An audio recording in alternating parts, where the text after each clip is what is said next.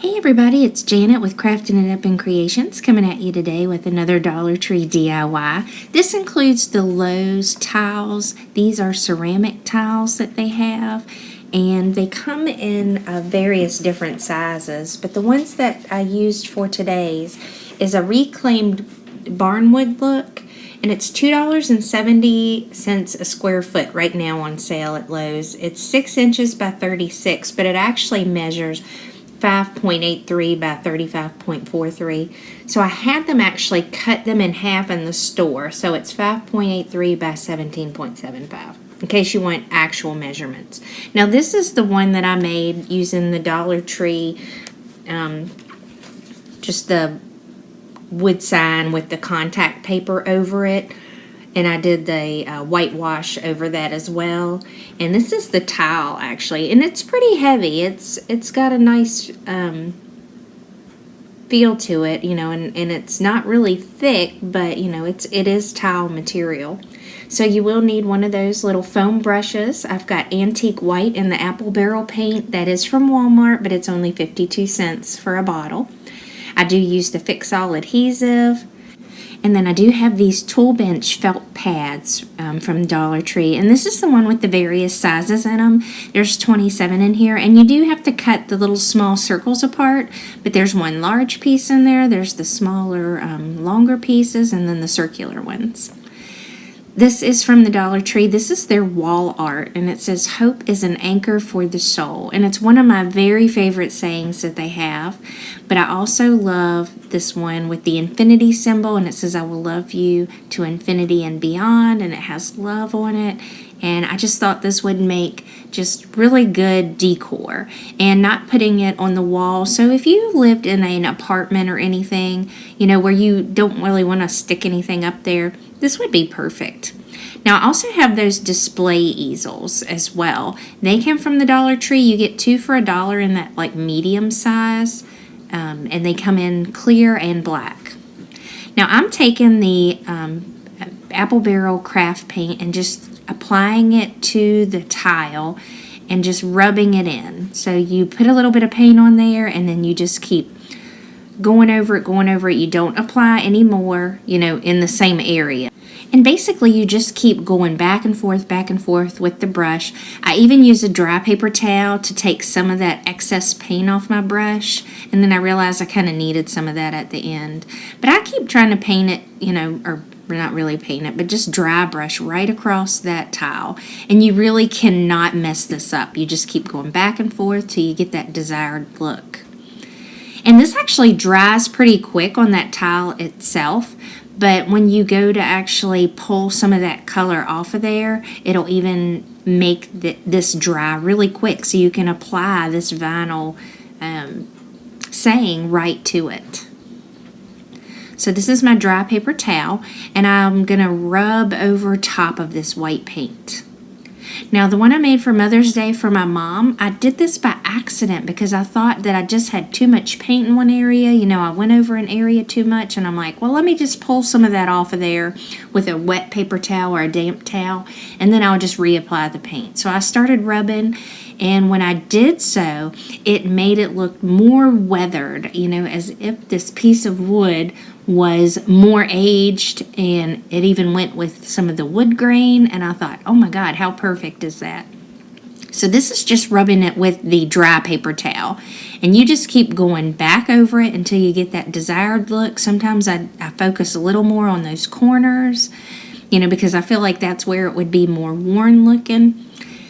And then I took a damp paper towel and went over, you know, just kind of in some areas to kind of make it look, you know, more worn. And you can do this however, you know, to your liking.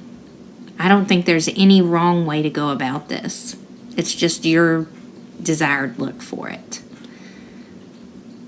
So then I take another dry paper towel right back over top of this, and that's pretty much dry. So you can pretty much go to sticking your sticker on. Now I decided to put the felt pads on first, but you could probably just as well do it the other way. It's not going to really matter with the stickers being the size that they are. And the felt pads have a really good adhesive on them, but I want to make sure that they stay, so I'm going to apply the Fix-All adhesive to the back of these. And actually, one of those felt pads, I accidentally pulled the sticky part off of it, so it took a little bit, and it did dry, but now that thing is stuck for life, using that Fix-All adhesive. And I go around all four corners with this. And basically, it's not because I need this to, per se, hang it up. But although if you did find a way to hang this up on the wall, it is pretty heavy. It would need, a stud, use a stud finder to hang it up, and something really strong on the back of it as well. But I'm going to use those easels to hold it up. And I was just thinking, if this kind of just fell over, or, even holding it on the table itself, that I wanted it to have a soft back. I don't want it to, scratch anything. And I definitely don't want to, if I'm holding it up and I kind of let it go or let it fall, this tile could chip. Because some of them do have little chip marks in them, when you get them cut. And obviously, if you were laying them down, you're never going to see the under part, where it's chipped. And I pulled back this. You could actually just pull this off and lay it down on there. I was trying to be more careful when I did this, so I kind of just pulled it off sideways just to make sure that I didn't have any air bubbles. But if you notice that you have huge air bubbles in this, you can pick it up off the tile and lay it back down. It did not pull any of the paint up for me. It was plenty dry. And I just kind of smooth it on out. Now you'd want to do it right away, because it is going to stick a little better later on, but you really can pull it up if you need to. So this is a second piece, and you can see where they did the measuring on it. There's a little bit of a black marker there, and I'm going to take a little alcohol pad just to get that off of there, and it came off pretty easy. Well, maybe it looks like I'm scrubbing. But it did come off fairly easy. It just, a few swipes with it. And once again, I just take the paint and I'm just going to slap it on there, go back and forth. And you don't have to do it as fast as I am. I kind of sped this process up, so it looks like I'm working at mega speed here. Just because, this project itself is not hard at all. And like I say, the tiles themselves are pretty inexpensive. I mean, you can go in and just buy one of them if you want just one and cut it in half. And they have other sizes as well. I did use a smaller one that was probably 2/3 of this size to make a few of them as well.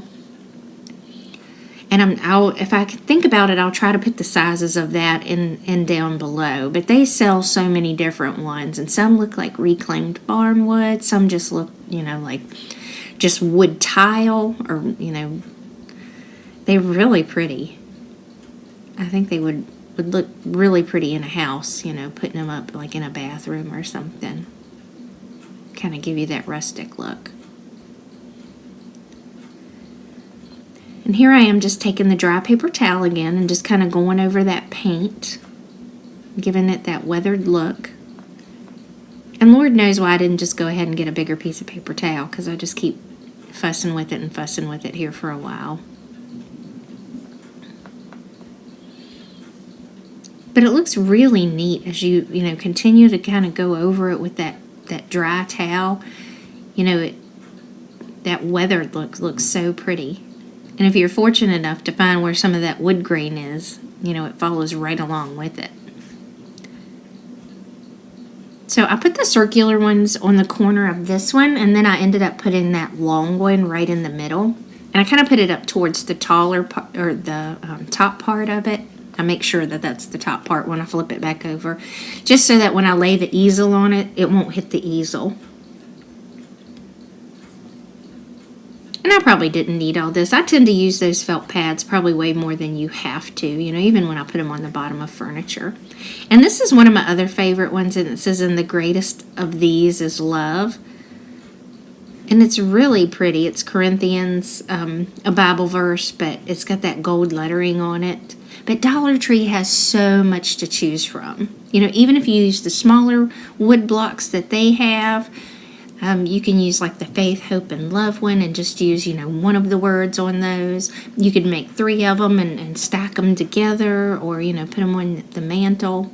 And here I am kind of just trying to figure out about where I want it with the other piece on that side so that it's kind of cohesive. And I actually have a new haul coming up too. And as you can see, I'm pulling this up. But I have a new haul where I've actually found a few more sayings that I'm totally in love with. So I'll link that down below too once I get that one put up. But they keep coming out with all kinds of new ones. I think they are really outdoing themselves. And these are great because, you know, if you get tired of them, even peeling them off the wall, it's not going to be a problem. But for me, this kind of makes it a little more permanent. Now, I decided to go ahead and add some of this jute twine to the center of this and hang a couple beads on it as well. So I just had some extra twine that was just laying around in the basement. The Dollar Tree has a thing of jute twine for $1. Walmart has another thing of jute twine that's kind of more like this. It's a little thicker. That's $1.97, and I think you get more than twice as much as the one at Dollar Tree, so it's all about what you have access to, really. And you can use this jute twine on anything. I just love it.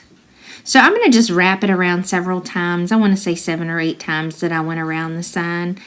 And I am a jewelry maker as well, so I have all kinds of beads and findings and different things.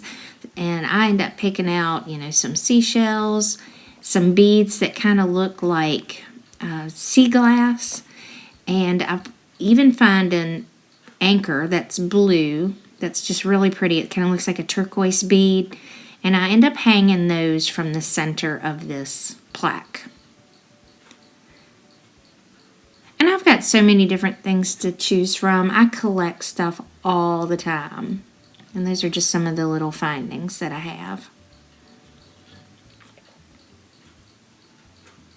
And I just love these. You know, these ones that look like sea glass. These came from Michael's, of course.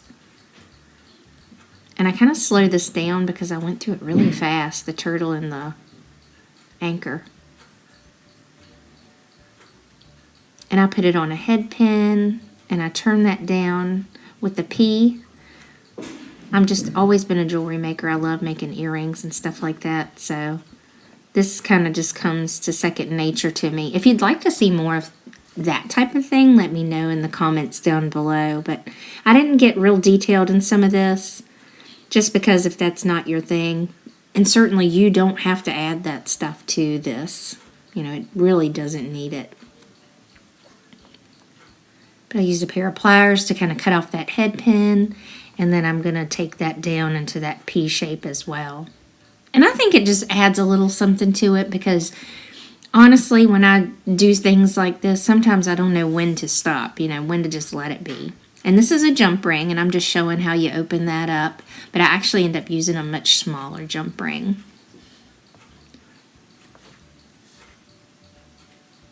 And I open that up, and I'm going to just kind of attach all those beads together.